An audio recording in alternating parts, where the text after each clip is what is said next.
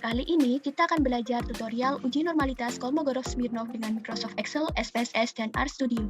Sebelumnya, perkenalkan dulu kami dari kelompok 6 dengan anggota Junita Solehatun Safitri dan Lovidas Elsifa Yasiratna Arif yang akan memandu tutorial pada video ini. Mari kita masuk ke materi terlebih dahulu. Uji normalitas merupakan uji yang dilakukan dengan tujuan untuk menilai sebaran data pada sebuah kelompok data atau variabel, apakah sebaran data tersebut berdistribusi normal ataukah tidak normal. Salah satu metode uji normalitas adalah uji Kolmogorov-Smirnov, di mana pada uji ini kita melihat dua fungsi distribusi kumulatif, yaitu fungsi distribusi kumulatif teoritis atau fx dan fungsi distribusi kumulatif observasi atau fx. Uji ini digunakan untuk ukuran sampel yang lebih kecil, yaitu kurang dari sama dengan 100 dan data bersifat kontinu. Asumsi dalam pengujian ini, data terdiri dari observasi yang paling bebas x1, x2, sampai xn yang berasal dari distribusi yang tidak diketahui. Tahapan pengujian pertama tentukan hipotesis dengan H0 populasi mengikuti distribusi normal dan H alternatif populasi tidak mengikuti distribusi normal. Kemudian lakukan uji statistik dengan menghitung nilai Sx dan Fx yang diperoleh dari formula Sx sama dengan jumlah observasi sampel yang kurang dari sama dengan X dibagi N dan Fx merupakan peluang dari nilai Z. Kita peroleh dihitung yakni maksimum dari mutlak Fx min Sx. Kita tentukan wilayah kritis dan keputusan. Menentukan nilai kritis sesuai alfa dan jumlah sampel yang digunakan berdasarkan tabel Kolmogorov-Smirnov. Kemudian ambil keputusan jika dihitung lebih dari di tabel, maka tolak hipotesis 0. Soal, seorang petani bunga matahari mengukur diameter bunga matahari di kebunnya setelah 3 bulan ditanam. Diperoleh 60 sampel diameter bunga matahari dalam sentimeter seperti pada tabel. Apakah diameter bunga matahari di kebun petani tersebut diambil dari populasi yang berdistribusi normal? Gunakan tingkat signifikansi 5%. Pertama, kita akan melakukan pengerjaan dengan Microsoft Excel. Kita tentukan terlebih dahulu hipotesisnya. Dengan H0, populasi mengikuti distribusi normal dan H alternatif populasi tidak mengikuti distribusi normal. Kita tentukan jumlah sampel yang digunakan sebanyak 60 dan alfa yang digunakan 5%. Kita lakukan pengurutan data diameter dari bunga matahari. Kita pilih short and filter lalu urutkan dari terkecil hingga terbesar.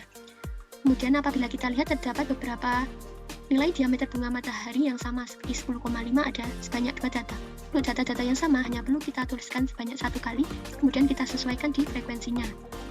Setiap frekuensi kita hitung dengan menggunakan rumus COUNT-IF dari seluruh data diameter bunga matahari. Dan kriteria yang digunakan adalah nilai X bersangkutan yang akan kita hitung frekuensinya.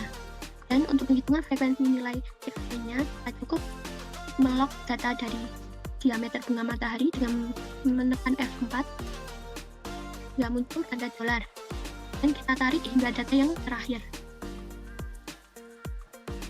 Selanjutnya, kita lakukan perhitungan frekuensi kumulatif, di mana frekuensi kumulatif itu sendiri merupakan jumlah observasi sampel yang kurang dari sama dengan X. Kita peroleh untuk X sama dengan 10,5, frekuensi kumulatifnya adalah 2. Untuk X selanjutnya, frekuensi kumulatifnya adalah frekuensi kumulatif X sebelumnya ditambah dengan frekuensi X yang bersangkutan. Untuk data berikutnya, cukup kita tarik hingga data yang terakhir. Selanjutnya kita lakukan perhitungan Sx, yakni diperoleh dari frekuensi kumulatif dibagi dengan jumlah sampel. Kita log data jumlah sampel hingga muncul tanda dolar. Dan kita tarik hingga data yang terakhir. Selanjutnya kita perlu lakukan perhitungan dari rata-rata sampel atau X-bar dan standar deviasi dari sampel untuk transformasi X ke bentuk normal baku. Kita peroleh rata-rata sampel yakni average dari seluruh data diameter bunga matahari. Ini dari A13 hingga A32. Kita juga melakukan perhitungan terhadap standar deviasi sampelnya dengan menggunakan rumus dari seluruh data diameter bunga matahari atau data SI. Setelah kita peroleh rata-rata sampel dan standar deviasi sampel, kita lakukan perhitungan Z. Untuk di Excel kita menggunakan fitur standard size dari nilai X dengan min adalah yang kita gunakan adalah rata-rata sampel atau X-bar, X kunci, dan standar deviasi sampel kunci. Untuk data berikutnya kita tarik hingga data yang terakhir. Selanjutnya kita lakukan perhitungan Fx dengan menggunakan rumus 0 X dari Z. Untuk data berikutnya cukup kita tarik. Selanjutnya kita lakukan perhitungan dari mutlak fx min sx yang diperoleh dengan rumus A dari fx min sx. Untuk data berikutnya kita cukup tarik hingga data yang terakhir. Selanjutnya kita lakukan perhitungan dihitung, yakni nilai maksimum dari seluruh data fx min sx untuk datanya. Peroleh nilai dihitung sebesar 0,104. Titik kritis atau D tabel kita peroleh dari tabel Kolmogorov-Smirnov. Kita menggunakan alfa sebesar 5% dengan jumlah sampel sebanyak 60, maka D tabel yang kita peroleh adalah 0,172. Kita gunakan D tabelnya 0,172. Dan kita tentukan keputusan dengan menggunakan if nilai dari dihitung kurang dari D tabel, maka kita akan gagal tolak hipotesis 0. Kondisi tersebut akan tolak H0 hingga diperoleh keputusan gagal tolak H0. Artinya dengan tingkat signifikansi 5% cukup bukti bahwa populasi diameter bunga matahari di kebun petani tersebut berdistribusi normal. Selanjutnya, saya akan mendemonstrasikan mengenai uji normalitas Kolmogorov-Smirnov dengan menggunakan SPSS.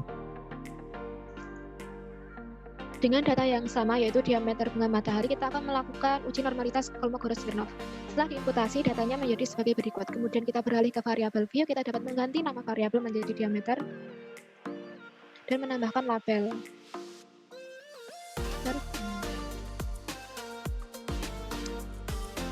Untuk measure, ini scale.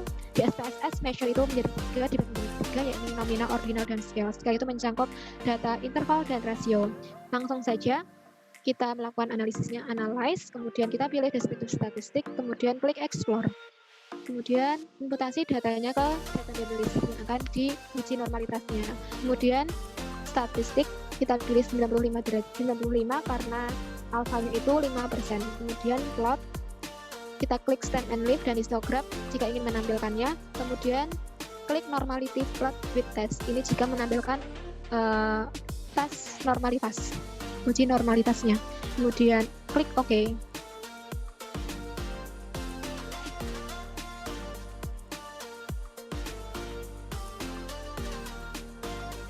Di sini output SPSS menghasilkan N60, berarti datanya itu valid atau tidak ada missing value. Kemudian bagian deskriptif ini menampilkan statistik deskriptif dari data diameter tadi, ada 60, didapatkan min dan lain-lain. Kemudian tes normalitas. SPSS menghasilkan 2 output normalitas, yakni Kolmogorov-Smirnov dan Shapiro-Wilk.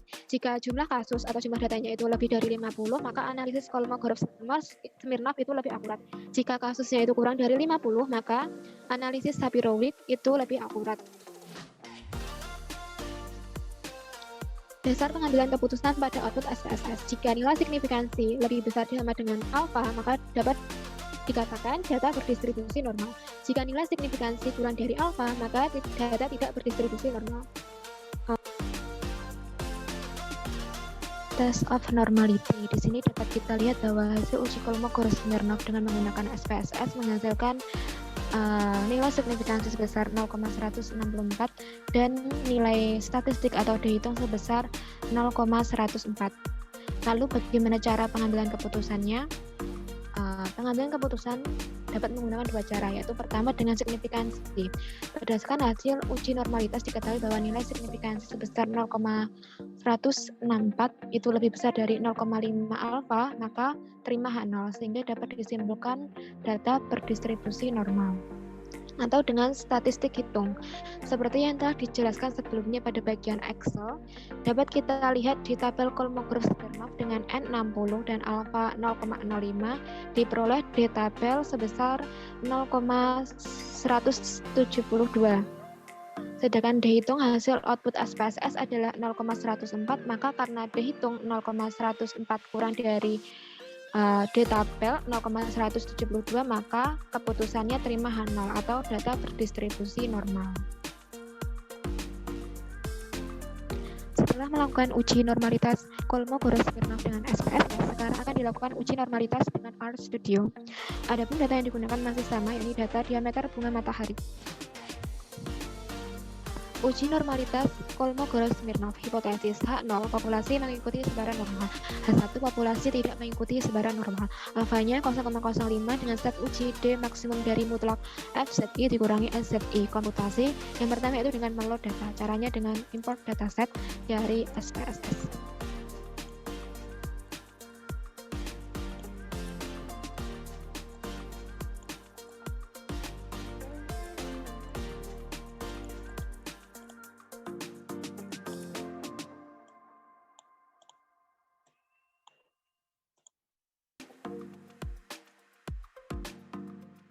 Nah, kita lihat itu nilai observasinya itu ada 60, berarti tidak ada data yang hilang.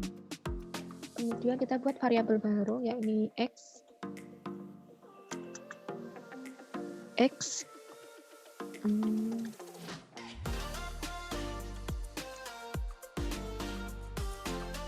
Kita run. Kemudian selanjutnya kita akan memunculkan histogram untuk melihat distribusi data. Caranya sebagai berikut. Kemudian memunculkan histogram dari X yang begitu dan judulnya histogram diameter bawah matahari. Selain itu kita dapat memunculkan garis density-nya.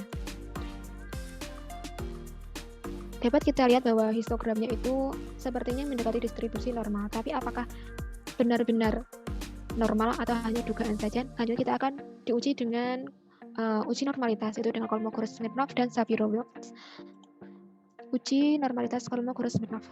Kita pertama itu dengan meload library Nortest. Kemudian nilai the test X, datanya itu X. Kemudian Shapiro-Wilks. Selain dengan cara tersebut, kita dapat menggunakan R Commander untuk menguji normalitas. Caranya, kita install R Commander terlebih dahulu. Kemudian di packages ini kita ketikkan rcmdr, kemudian install, tunggu sampai proses download selesai. Karena saya sudah punya, saya lewati saja proses ini. Kemudian library rcmdr itu kita load dengan kita run. Kemudian nanti akan muncul R Commander seperti tampilan berikut. Kemudian dataset, kita pilih datasetnya. Data video, oke. Kemudian statistik, ringkasan, uji kenormalan. Nah, di sini ada berbagai macam uji kenormalan. Karena kita ingin menguji Kolmogorov-Smirnovnya, kita klik di bagian kemudian klik OK. Dan muncul output dari R Commander sebagai berikut. Dehitungnya sama seperti dehitung yang sebelumnya ataupun dehitung SPSS dengan p-value 0,106. Berdasarkan hasil uji normalitas diketahui nilai p-value sebesar 0,106 itu lebih besar dari alfa, yaitu 0,05, maka terima H0 sehingga dapat disimpulkan data berdistribusi normal. Ataupun dengan statistik hitung seperti yang telah dijelaskan di Excel, kita dapat dilihat di tabel Kolmogorov-Smirnov dengan N60 dan alfa 0,5 diperoleh di tabel 0,172. Sedangkan dihitung hasil output R Commander itu adalah 0,104 sama dengan output SPSS. Maka karena dihitung 0,104 kurang dari di tabel yaitu 0,172, maka keputusannya 0 atau sampel berasal dari populasi berdistribusi normal.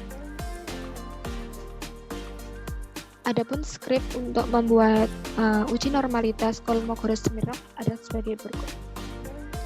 Sekian penjelasan tutorial dari kami, semoga bermanfaat dan bisa menambah wawasan Anda.